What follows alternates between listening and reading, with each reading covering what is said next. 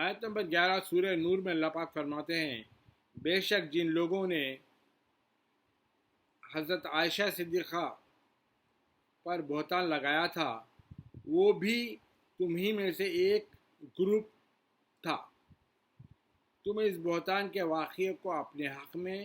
برا مت سمجھو بلکہ وہ تمہارے حق میں بہتر ہو گیا ہے۔ یعنی اللہ تعالیٰ فرما رہے بی بی عائشہ کو ان کے پر الزام لگائے تھے، وہ الزام کے بارے میں آپ اپنے لیے اپنے حق میں برا مت سمجھو، وہ اصل میں تمہارے لیے بہتر ہو گیا۔ ان میں سے ہر ایک کے لیے اتنا ہی گناہ ہے جتنا اس نے کمایا، اور ان میں سے جس نے اس بہتان میں سب سے زیادہ حصہ لیا اس کے لیے زبردست عذاب ہے۔ وہ جو الزام لگائے تھے وہ ایک گروپ تھا، اس میں حصہ لینے والوں کو بھی عذاب ہے، مگر سب سے زیادہ عذاب ہے جو مین اس میں آگے آگے تھا، اس کے لیے زیادہ عذاب ہے جو جھوٹا الزام لگایا تھا۔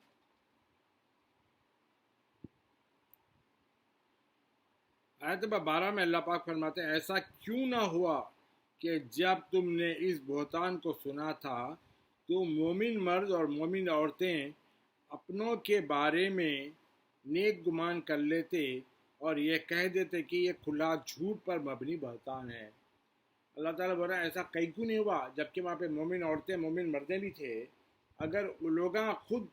یہ بول دیتے تھے کہ یہ جو بہتان لگا رہے ہیں جو ہے نا یہ غلط ہے، بلکہ اگر علماء بول دیتے تو زیادہ اچھا تھا، ایسا کہیں کیوں نہیں ہوا بول کے پوچھ رہے ہیں اللہ تعالیٰ، کیوں مومن عورتیں مومن مردیں ایسی بات نہیں کریں۔ آیت نمبر 13 میں اللہ تعالیٰ فرماتے ہیں، یہ افطرا پر داز لوگ اس طوفان پر 4 گواہ کیوں نہ لائے۔ یہ اتنا بڑا الزام جو ام المومنین سرکار کی زوجہ پہ لگا ہے، اتنے بڑے الزام، یہ طوفان کی شکل کا الزام تھا، پھر وہ 4 گواہ کیوں نہیں لا سکے؟ پھر جب وہ گواہ نہیں لا سکے تو یہی لوگ اللہ کے نزدیک جھوٹے ہیں۔ آیت نمبر 14 میں اللہ تعالیٰ فرماتے ہیں، اور اگر تم پر دنیا و آخرت میں اللہ کا فضل اور اس کی رحمت نہ ہوتی تو جس تہمت کے چرچے میں تم پڑ گئے ہو اس پر تمہیں زبردست عذاب پہنچتا۔ یعنی اگر اللہ کا فضل نہیں رہتا، اللہ کا فضل کیوں ہے؟ رسول اللہ موجود ہے وہاں پہ، بولتے اللہ کا فضل ہے، اگر وہ نہیں رہتا تو امیڈیٹ عذاب آ جاتا تھا لوگوں کے اوپر، جو یہ الزام لگائے جو ان لوگوں کے اوپر امیڈیٹ عذاب نازل ہو جاتا تھا۔ آیت نمبر 15 میں اللہ پاک فرماتے ہیں، جب تم اس بات کو ایک دوسرے سے سن کر اپنی زبانوں پر لاتے رہے اور اپنے منہ سے وہ کچھ کہتے رہے جس کا خود تمہیں کوئی علم ہی نہ تھا، اور اس چرچے کو معمولی خیال کر رہے تھے،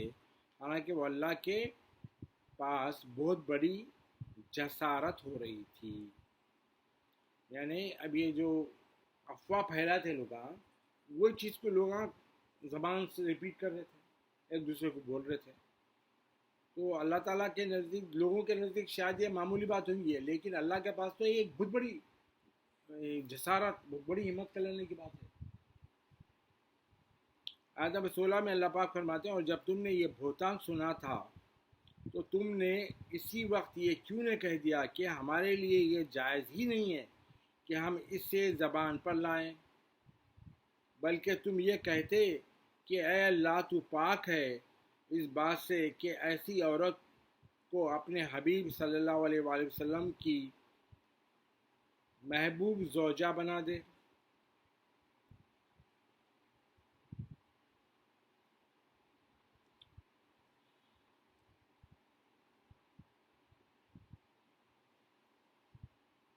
اور جب تم نے یہ بہتان سنا تو تم نے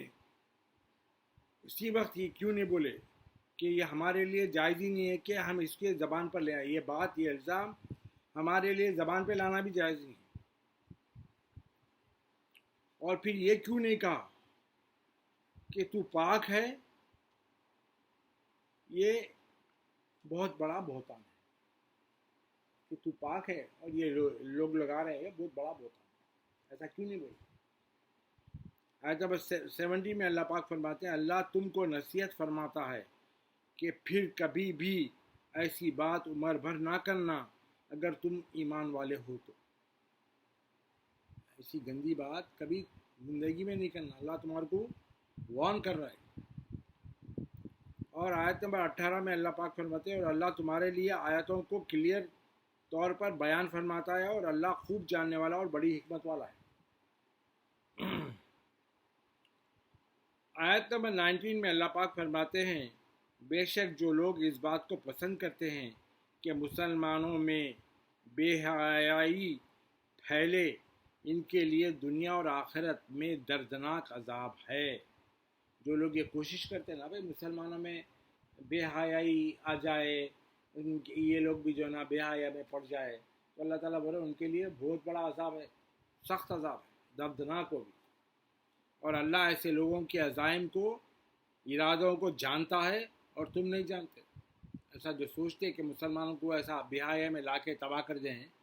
تو ایسا سوچنے والوں کو اللہ جانتا ہے، بہتر جانتا ہے، جو ہم نہیں جانتے. آیت نمبر 20 میں اللہ پاک فرماتے ہیں اگر تم اس رسول مکرم صلی اللہ علیہ وآلہ وسلم کے صدقے میں اللہ کا فضل اور اس کی رحمت، اگر تم پر آقا کے صدقے میں اللہ کا فضل اور اللہ کی رحمت نہ ہوتی تو تم بھی پہلی امتوں کی طرح تباہ کر دیے جاتے. جیسے پہلی امتوں پہ اللہ تعالیٰ عذاب لایا نا، ایسا اگر آقا کا صدقہ نہیں رہتا، ان کی رحمت آقا کی وجہ سے نہیں رہتی، تو ہمارے کو بھی اللہ تعالیٰ تباہ کر دیتا پہلی امتوں کی طرح. مگر اللہ بڑا شفیق، بڑا رحم فرمانے والا ہے.